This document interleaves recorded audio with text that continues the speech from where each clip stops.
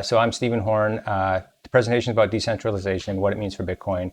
So I'm going to just give a little bit of background about myself so you know who you're listening to here. I have a background in physics. So when I was doing my graduate studies, I was looking at nanotechnology. I was doing something called scanning tunneling quantum microscopy. That there in the corner here, this is the thing that I built to image atoms at the nanoscale. However, that's not what I do anymore. I do a lot of research in distributed systems. I discovered Bitcoin in about 2010. I've published some research in kind of related fields to this. So I've published some work on homomorphic encryption, which is basically being able to do computation on encrypted data without being aware of what that data is. I also have done some work on distributed decision making using hash trees. Very much similar to how Bitcoin works as well. And I like to write my own blockchain code. Of course, I like cats. So I'm going to have some cats in this presentation. I hope if you don't like cats at the beginning, you'll either love them or hate them even more. So sorry about that. So I want to just give a little bit of kind of an intro. So what is the difference between centralized and this thing decentralized, and why should we really care about that? Well, decentralization, it's actually a fundamental part of what makes the internet possible, right? So the internet is great. I think we can all agree. So it's possible because of decentralization. And the more decentralized and distributed something is, the more scalable and robust it is. There's more redundancy. You really remove single points of failure and control.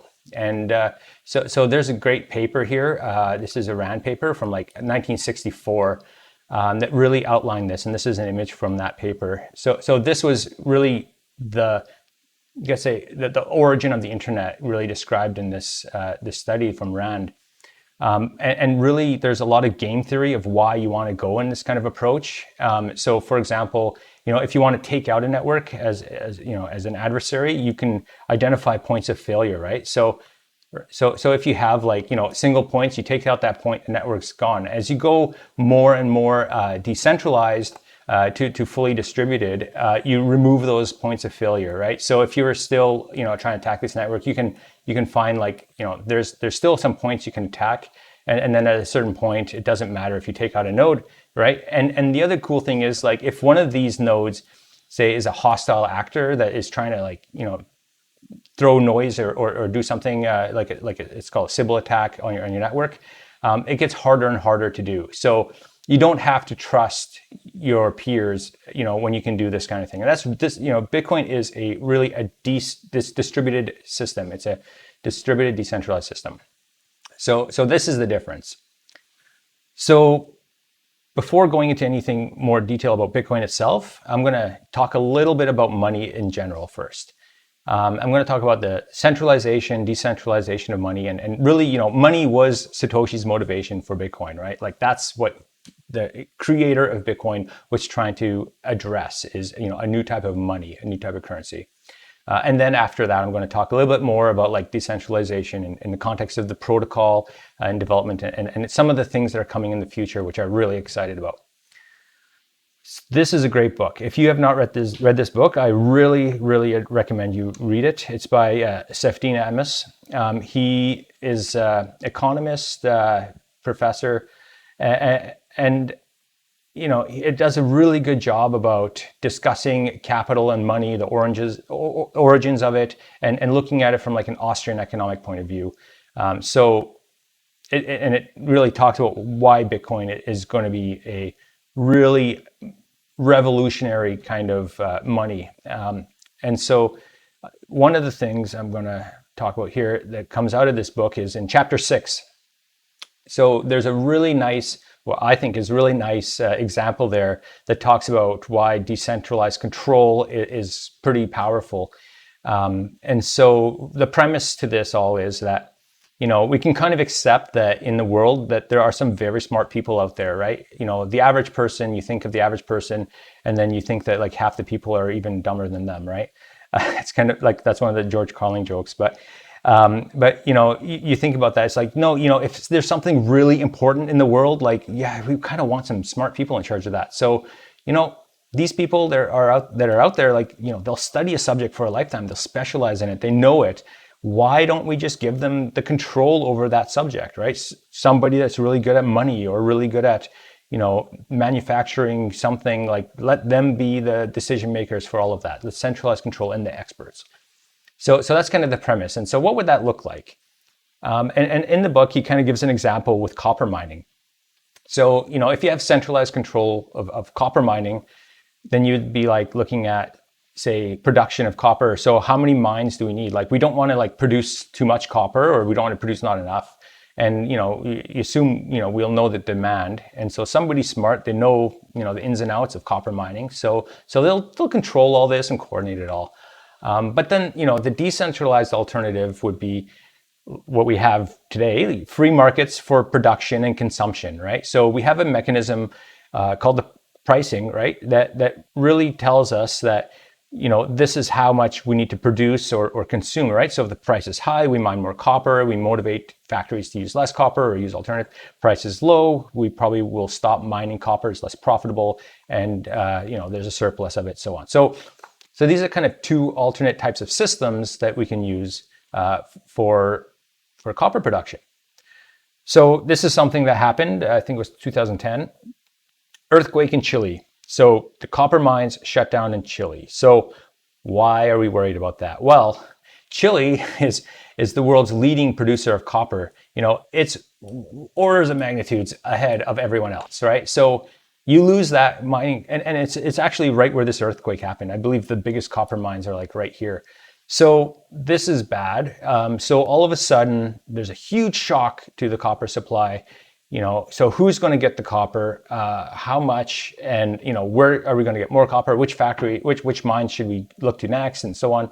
There's like so many decisions that somebody has to make. So if there's a centralized system making these decisions, how can a centralized system do this fast and accurate and in an efficient way? Like it sounds like impossible. Like you couldn't imagine what kind of decisions there are to make, right? So what actually happens is with the pricing mechanism, you can see right away, there's what happened and how fast it happened.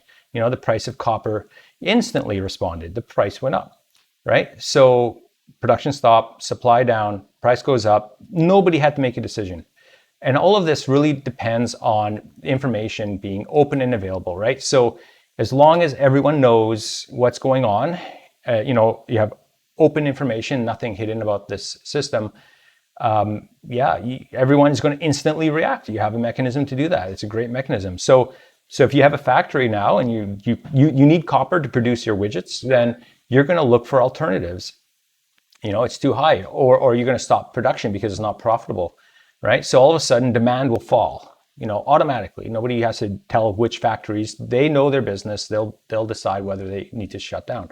And likewise, if you are a mine, you might just say, hey, I'm going to buy a few more drills. I'm going to hire some more people. And all of a sudden, it's more profitable to do that. So the supply is going to start to go up and wherever it is profitable to do that, right? So all of this also means that all those mines that got shut down, now there's a high price. There's an incentive to get them working again, right? So there's a matched incentive, right? Not too quick, not too slow, right? So the whole thing is equilibrium. And you didn't have to do anything, right? You just kind of have to sit back, no decisions, that the whole system decides in a distributed way.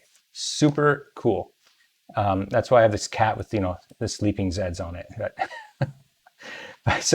So really, from this book, right? When you talk about decentralization and money, so instead of copper, let's look at money.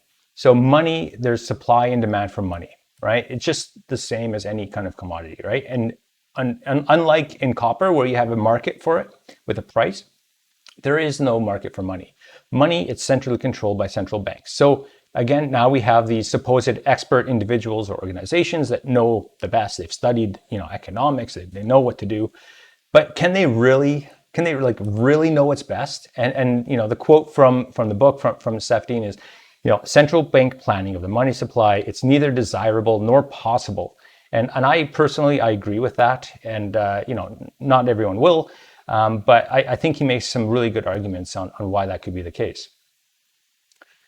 So that's basically an example of decentralization and power of decentralization, for money and so on as well. So, if we want to talk about Bitcoin and blockchains, so who knows best about what to do for that, right? So who knows best? What organization, what government, what individual can say what transactions should happen and should not happen, right? So who's to say which countries, which organizations, which companies should be allowed to use this money? So who's in charge? And really nobody is in charge, right? Nobody should be in charge. But there are some examples where we could run into like centralization issues still. Like if somebody has a huge amount of the hash rate for the blockchain, so it's a hash rate being the mechanism that secures and confirms transactions. Well, then they may have the ability to decide what goes on in the blockchain, and we don't want that. And so really, what happens then if it is centralized?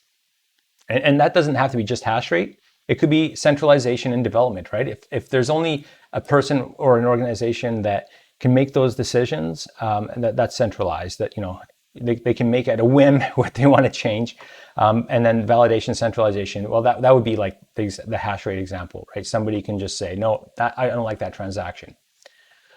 So let's talk about the development side. So can Bitcoin development, and is it decentralized? Can it be decentralized? So really we have in Bitcoin or any blockchain really is you have the people that write the code, the developers, and they're the ones that they're going to they're going to develop the features and maybe introduce the bugs and hopefully fix the bugs, right? But then there's also, it relies on people using it, right? So if you've got something that works as is, people are going to want to keep that, right? So it's kind of sticky, like people don't want to take risks and add new features for no reward, really. And if the developers do something that the users don't want, well, it's not gonna work. So the developers should be serving the users, and the users need to be following the developers. Otherwise, nothing will happen. So how then does new code get added to Bitcoin? Well, there's the technical aspect, right? So the developers have to add that feature, and who is the developer? Well, anyone could be a developer, and that's one of the cool things about it, is that there is no barrier to contribute. There's a process, there's a vetting, and really anybody can submit a proposal, anybody can submit code, and so on, and it can get put in.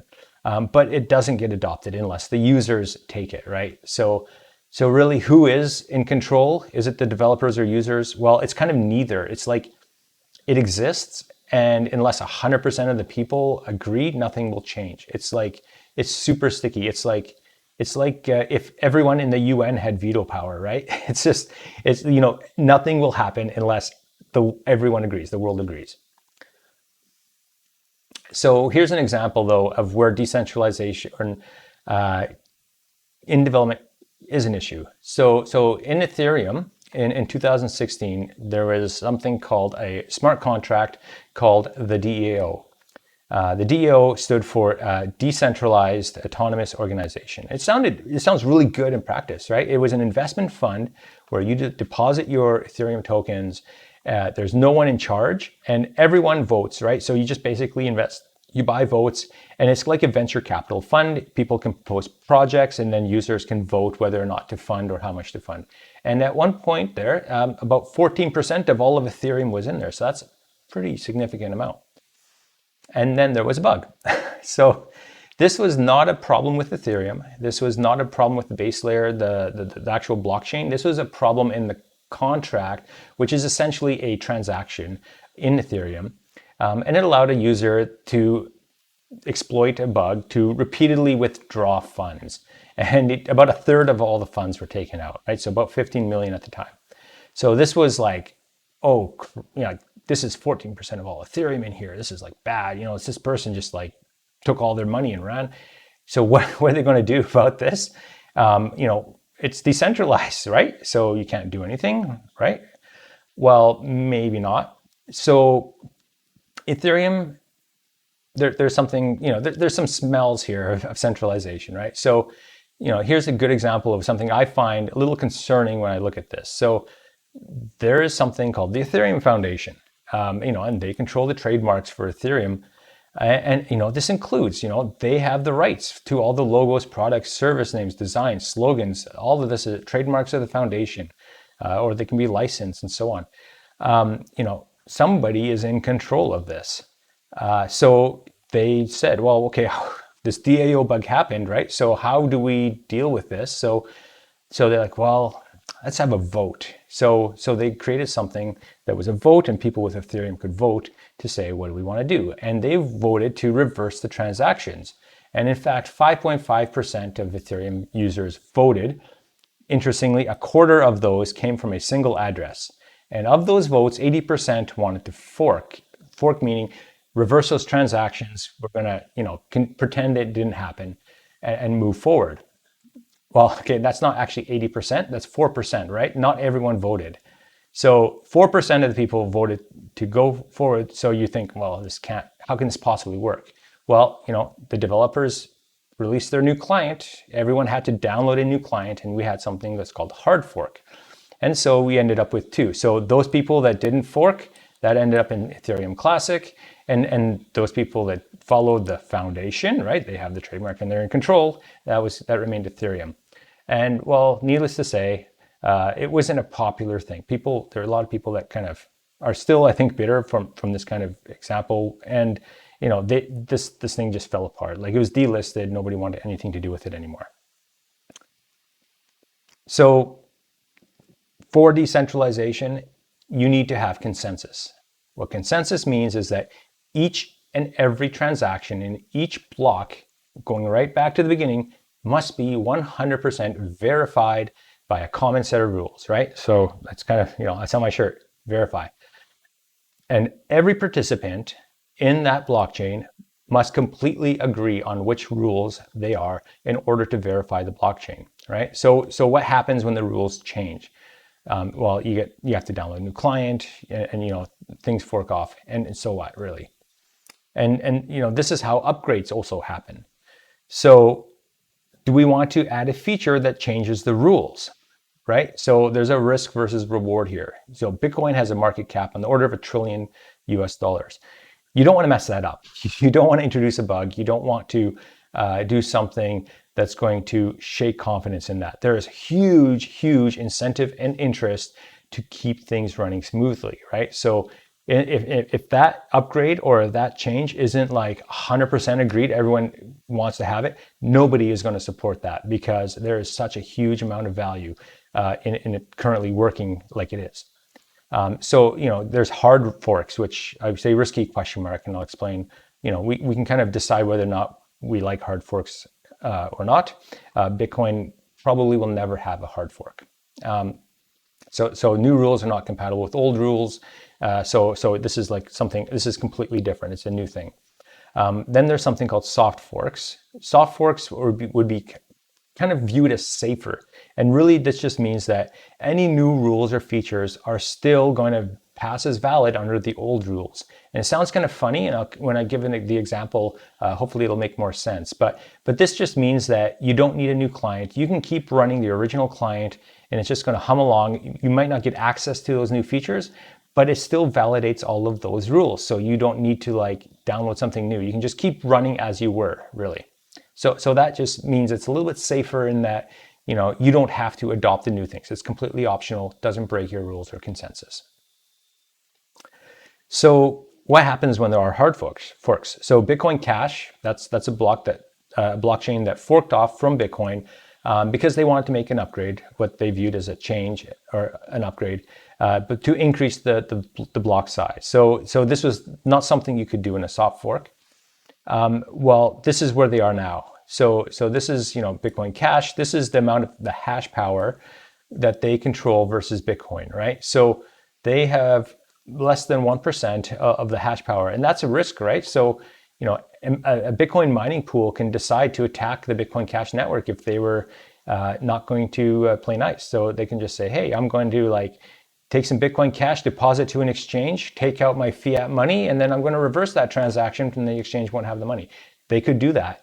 And so these kind of forks are at risk, and it happens all the time. It's not just theory, it happens. So here's an example where it happened in Bitcoin Cash. There was a 51% attack that occurred in 2019 where two mining pools, so I'll talk about mining pools at the end of this presentation, but basically two groups of miners came together and they had more than 51% of the shares, and they said that, hey, we're going to stop an unknown miner from taking coins they weren't supposed to have access to. So they decided that they weren't supposed to have access to it. They reversed that transaction. And they're saying, yeah, they took advantage of a bug.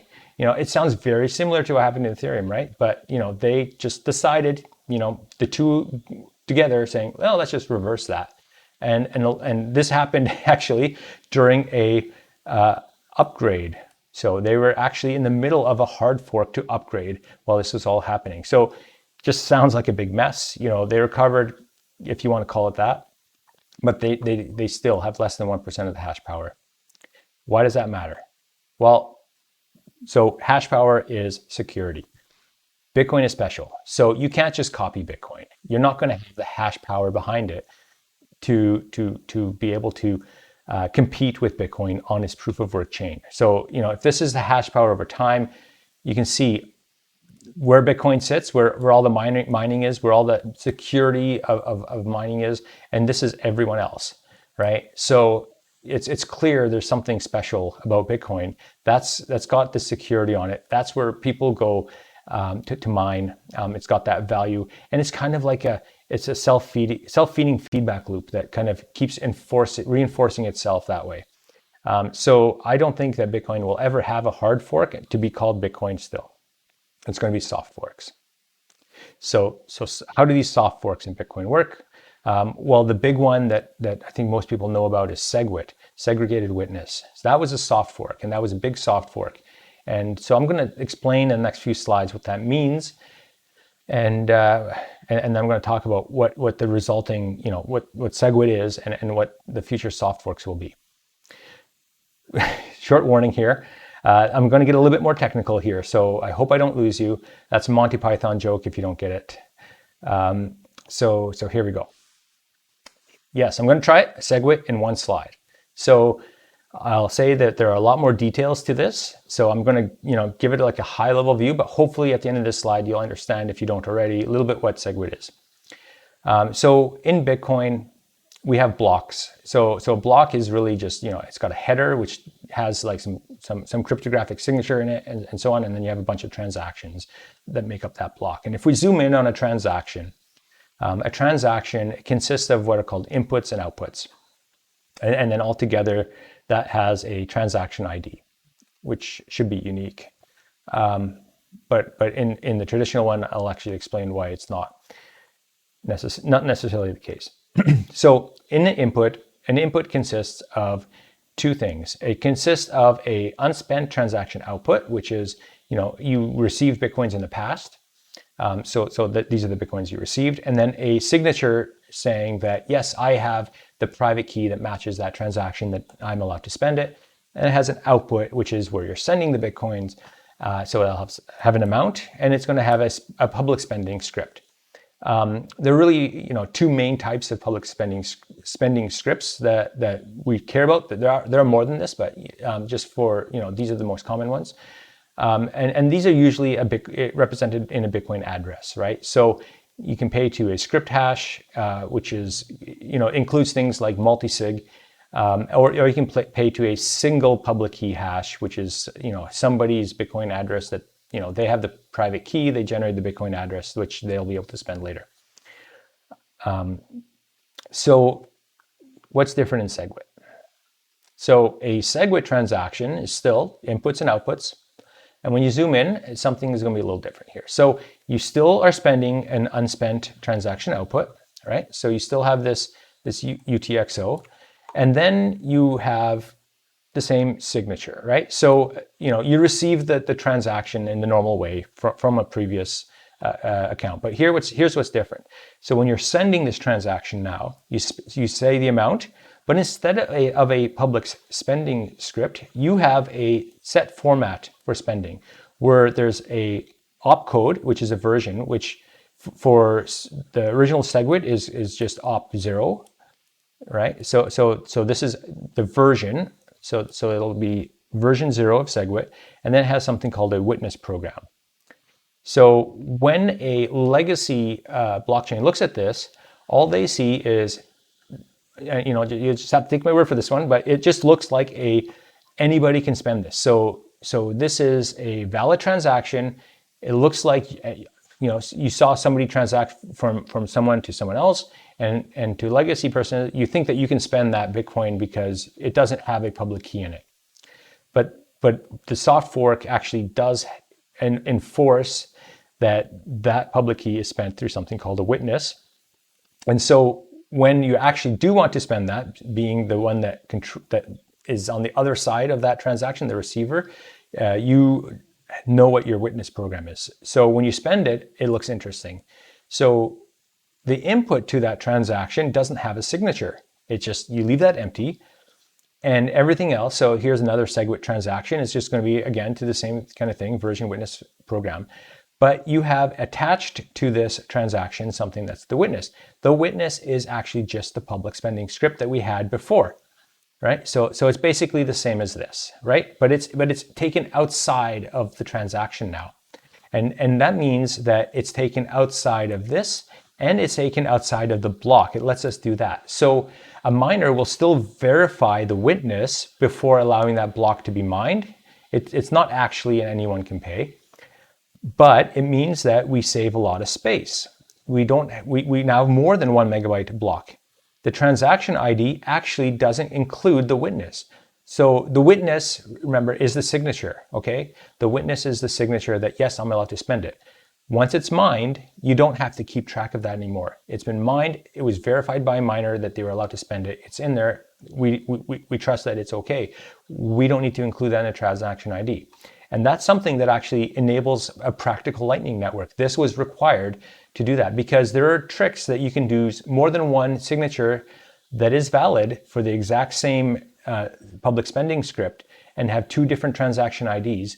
And that it created transaction malleability, which was actually one of the attacks that was used against Mt. Gox to take money out of them.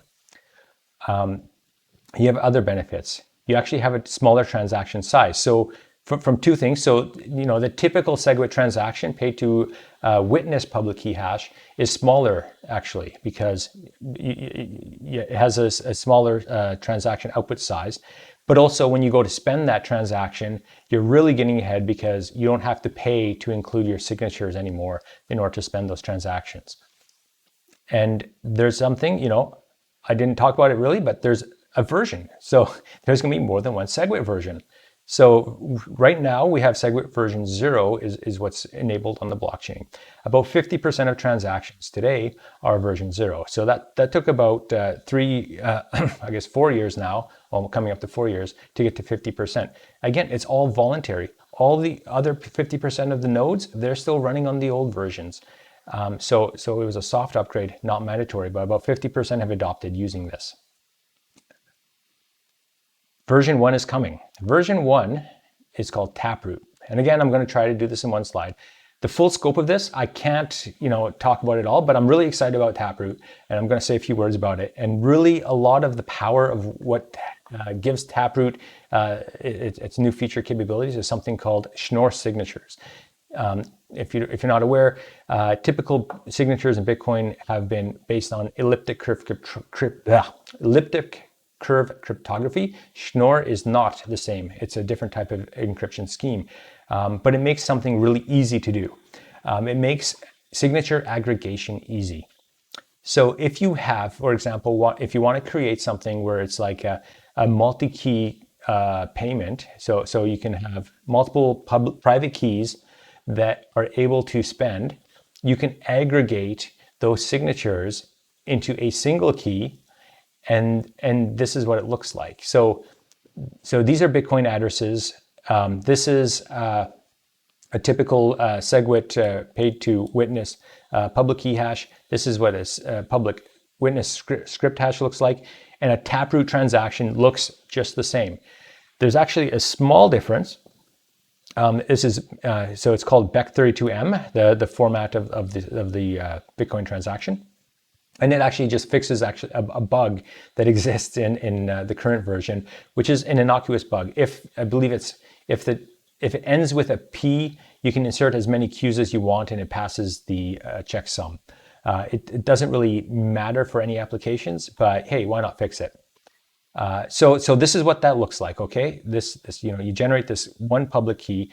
You no longer need to have a complex inclusion of each of these public keys. So in the old version of Bitcoin, you would need to include each of these public keys in the transaction output. Now you only need to include one, so you get savings there.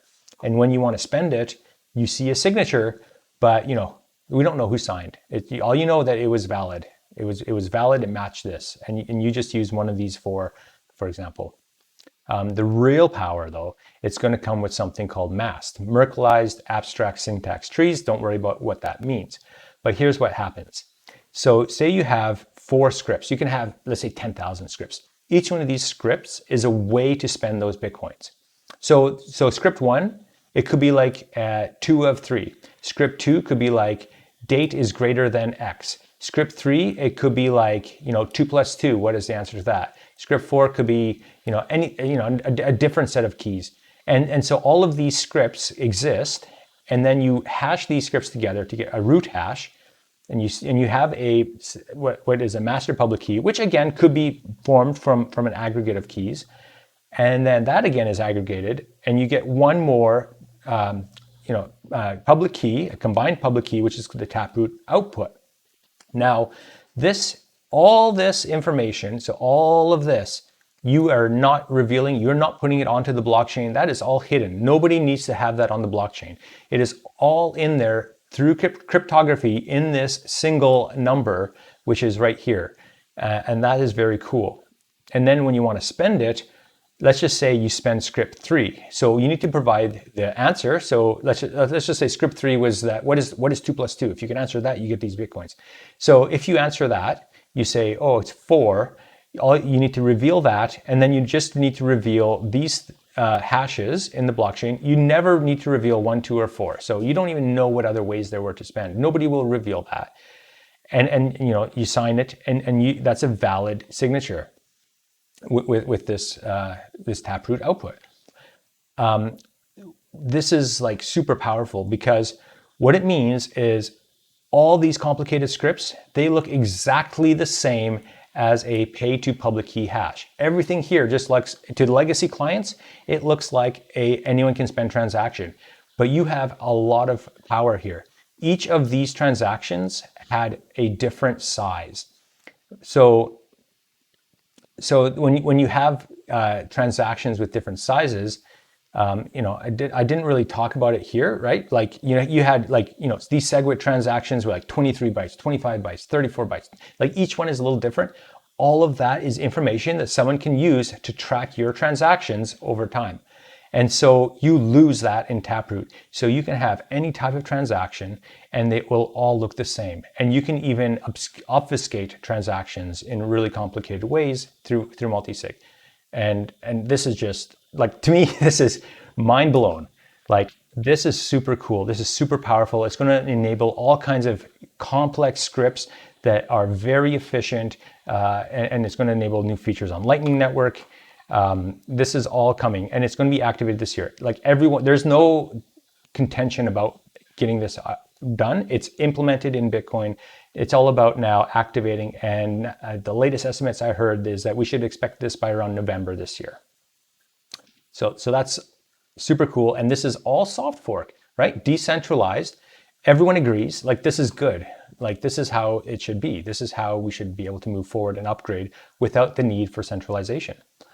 But there is that one more thing of centralization, which is an issue in Bitcoin, and that is with mining. So Satoshi didn't anticipate mining pools. So just a little background on mining pools. So if you are solo mining and you are just one of your, you have your little miner at home, you could go 100 years before you find a block. So the idea behind pool mining is, hey, if we just pool together, if any one of us finds the block, we'll just, split the profits between us. So it's not like I have to wait 100 years. Every few days or so, I'll get a little bit of income. So it reduces your reward variance. So that's the benefit to mining. So somebody will, these pool owners will come together and they'll get a bunch of people and they'll connect to the Bitcoin network.